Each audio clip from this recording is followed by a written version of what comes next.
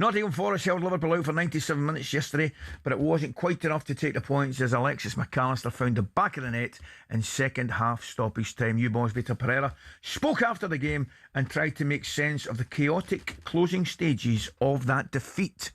That's football. It's passion. It's passion. Sometimes we are in the we receive some is a moment that you celebrate, and after seconds or after 1 minute you are disappointed again. But this is football. This is football in the best the best image of football. Huh? You can win the game. Before we had the chance to score 1-0, and after we lost the game.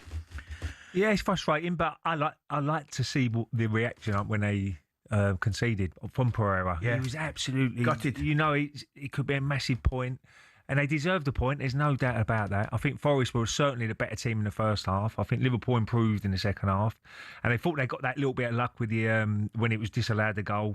Then they looked like they're going to get a point, and Mac Allister again pops up. But what do you think about that? The offside? Ekatike was offside, wasn't he? That's right. Ekatike He's standing off our position. But I've got to say, Yuri, I thought I was at, what do you call it? I was at Fenerbahce Forest in midweek. Forest were excellent. Very good. I'll tell you, really, really impressive. And from what I saw yesterday, and I've only seen the highlights, I can't lie to you, only saw the highlights. I thought they were very unlucky not to take something from that game. Absolutely, and they stand in good stead now going forward. I think that I think Gibbs White come out, didn't he, and said at least we got an identity now, which was a little bit harsh on Sean Dyche, because we know Sean was trying to do the best he could. I still think they'd have stayed up with Sean Dyche. Yeah. I mean, I genuinely do. A lot of people obviously the owner's probably a difficult man to work for if you're a manager, and he made that big decision again.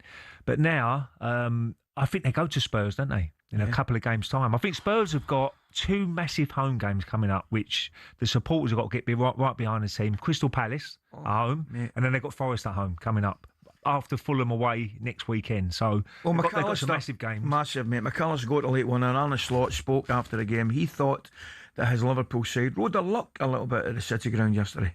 It's of course good and helpful, because especially because we know how it feels to feel the opposite, and that feeling we've had, I don't even exaggerate if I say 15 times this season. To sit there in the dressing room feeling, how has this happened? So being 3-2 up at Fulham in extra time, being 3-2 up against Leeds, I can just go on and on and on.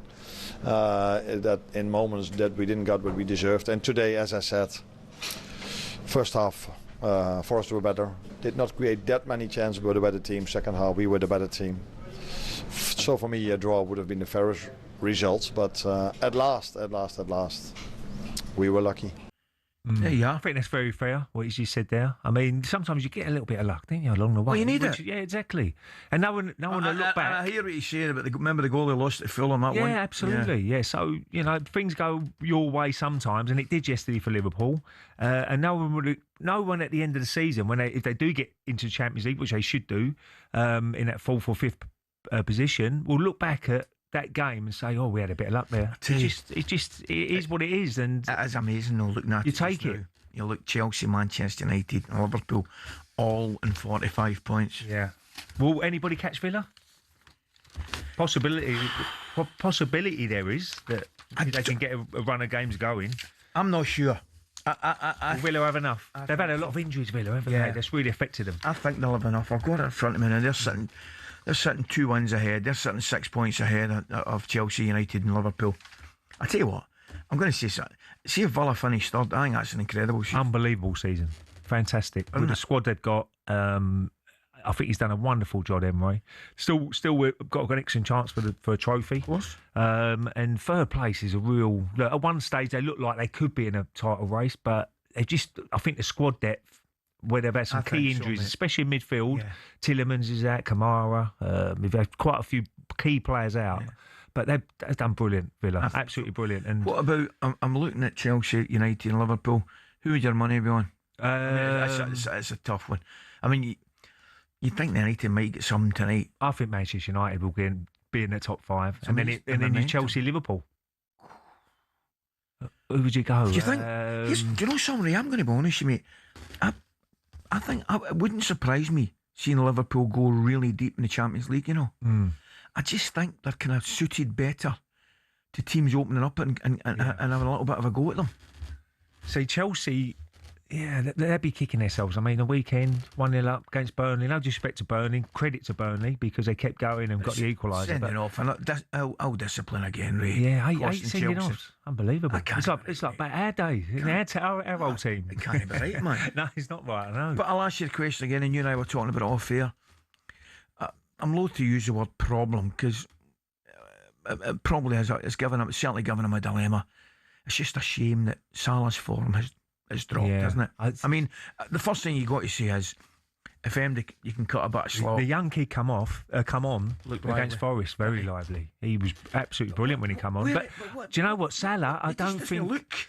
Well, he come off, Ali, and it was like a smile on his face, thinking, "Well, what are you doing? Why are you taking me off for?"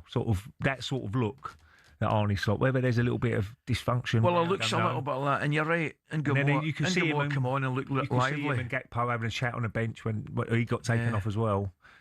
I don't know, but the young boy who come on was very, very And good. Gamora looked lively. Yeah, really, really lively. But I mean, as I say, Salah has been one of the best players we've seen in a long, long time in the country. Absolutely. And else. But we're not doing our job if you don't talk about his form. Yeah, it's dropping, not do you know great. what I mean? And I'm sure every Liverpool fan out there will say the same and say that, he's not been the same player since he signed that new contract. He's not been. Well, he's not, has he? I know his head's been turned a little bit in Saudi Arabia, but you're not playing. You're playing against Liverpool. You're playing for Liverpool Football Club. Would it surprise you if he went end of the summer? Wouldn't surprise me. No, not at all. Whether Liverpool look at it and say, look, he's not really.